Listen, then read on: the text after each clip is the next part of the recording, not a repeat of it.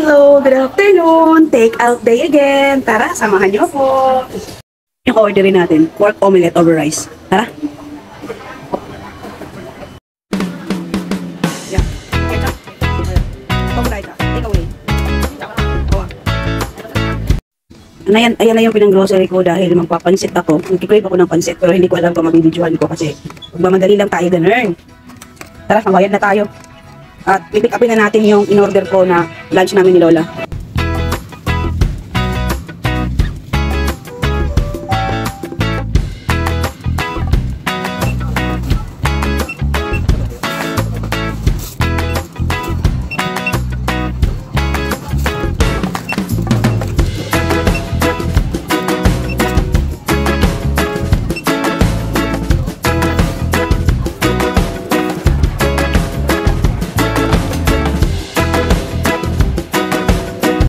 Ang bigat na naman ang dala ko.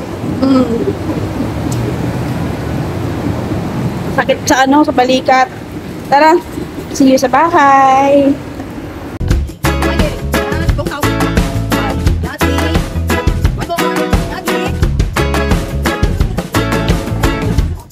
Ito na yung lunch namin. Pork chop omelette over rice. Bye! Pakainin natin si Lola at busy siya kanina dahil may bisita siya.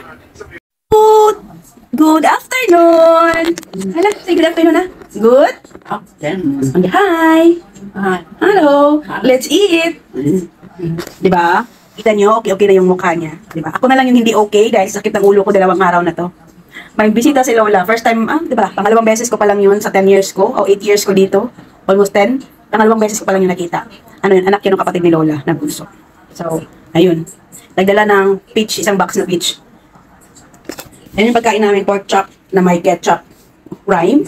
Pork chop na may ketchup omelette. Ayun. At saka yung aking ice milk tea. Ang sarap talaga ng ice milk tea na. Tikman! Yun, Viking! Magpapansit ako today. Ang problema, hindi ko alam kung mabibidyohan ko kasi, di ba, 1 man tayo. Isang tao lang yung ako lang lahat. Video. Basta, siguro yung finished product na lang ang bibidyohan ko. O depende ko baka pag-video ako. Ayun, ganyan lang mo. Ganyan na lang yung ubo niya. Hindi na masyadong, ba. So, kain na kami at gutom na siya. Nagagalit na siya. Sige, bye-bye la. Bye-bye. Bye-bye. Galit na siya. Tinatabihan niya na ako. Ang dami ko daw daldal. Bye! Thank you for watching. And always remember, don't forget to smile.